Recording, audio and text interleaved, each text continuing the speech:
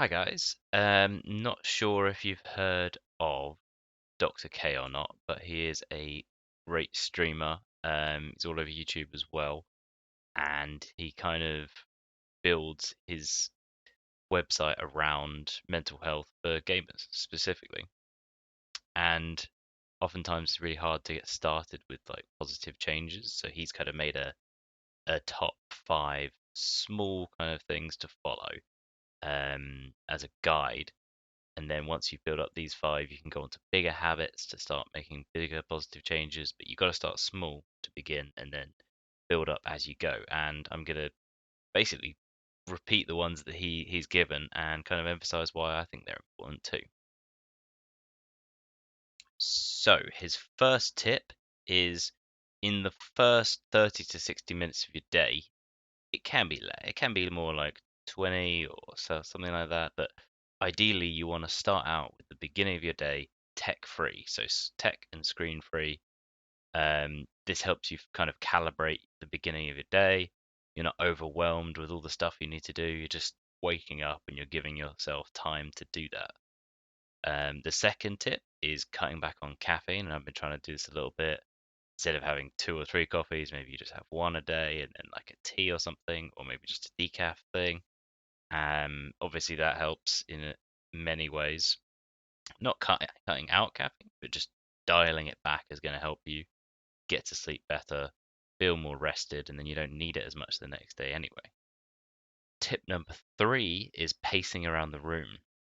And I think this is an underrated one. Simply, if you're stuck on something, just walking backwards and forwards in your room while you're deciding, like, what's the next step? Like, what do I do now?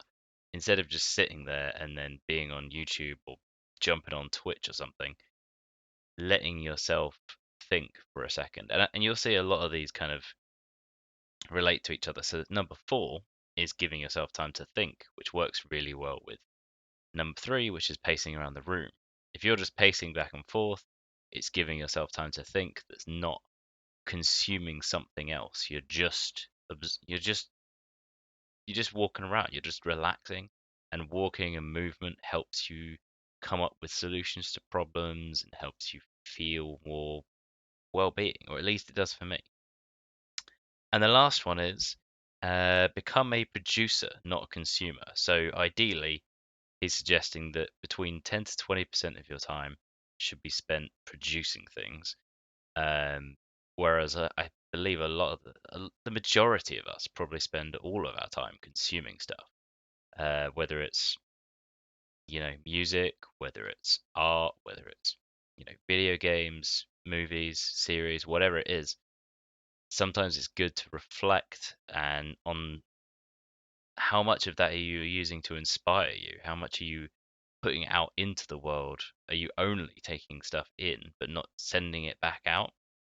And I think that's a really important part of feeling more productive. You don't have to necessarily send it out into the world, just write something, even if you never publish it, even if you never share that drawing you did. Just the fact that you're doing it is enough. Yeah, if that helps anyone, let me know. I'll see you in the next one. See you later, guys.